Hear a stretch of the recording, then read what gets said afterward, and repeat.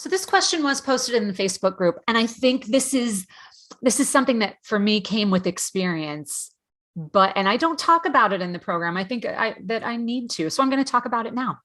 So basically, one of our teachers was working with her first client, and she recorded the assessment and then recorded at session 5, which I think is a wonderful thing to do. But her reading in session 5 was much more choppy because the student is now really aware of her mistakes, and she kept stopping herself, going back and correcting herself. So this teacher wanted to know how to give positive feedback and highlight progress. And this does happen. What happens is students, it's a good thing. It's a wonderful thing, right? Because if they're hearing their mistakes and correcting themselves while they're speaking, that's exactly what we want. That's what we're training them to do, that skill of self-correction. But what happens is students start hearing all these mistakes, and they'll come back to me and say, I'm making so many more mistakes than I used to. I don't know what's going on. The problem isn't that they're making more mistakes. The problem is that they're now more aware. So we definitely need to explain to our students a few different things. The skill of hearing the mistake is a skill. The skill of knowing how to correct that mistake is a skill. The more you stop yourself when you've made the mistake and then use the correction, that creates a new pathway in the brain. So that retrains the brain to use the new pronunciation more often than the old. So it replaces the old habit with a new habit.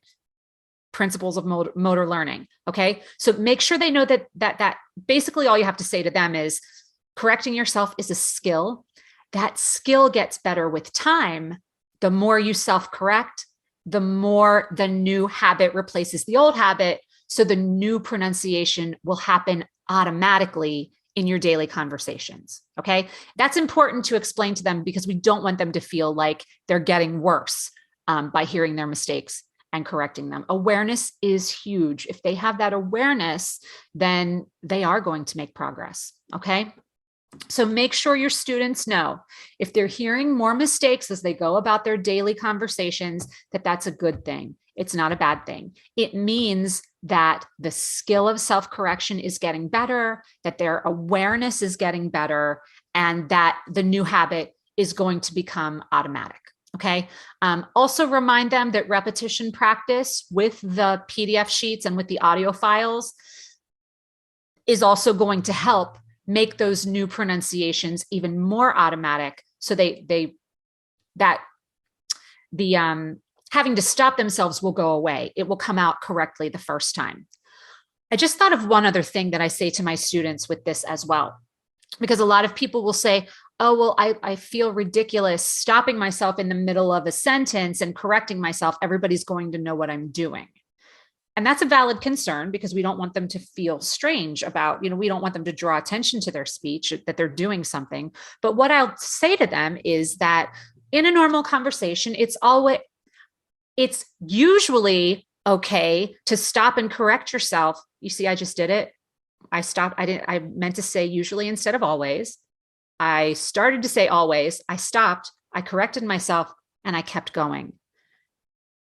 If we weren't talking about this particular topic, you probably wouldn't have noticed because it's a normal part of any language or any conversation to correct yourself or to change your thought. Now, if you really react to it and you make a big deal of it, people will notice, but for the most part, people won't notice.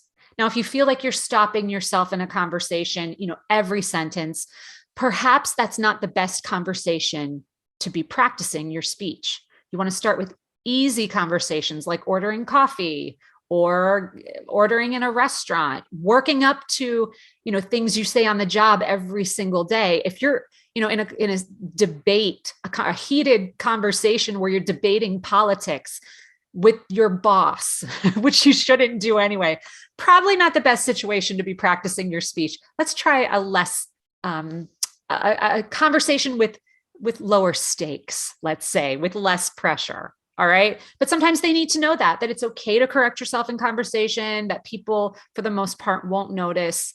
The more you do that, the more your habit will change.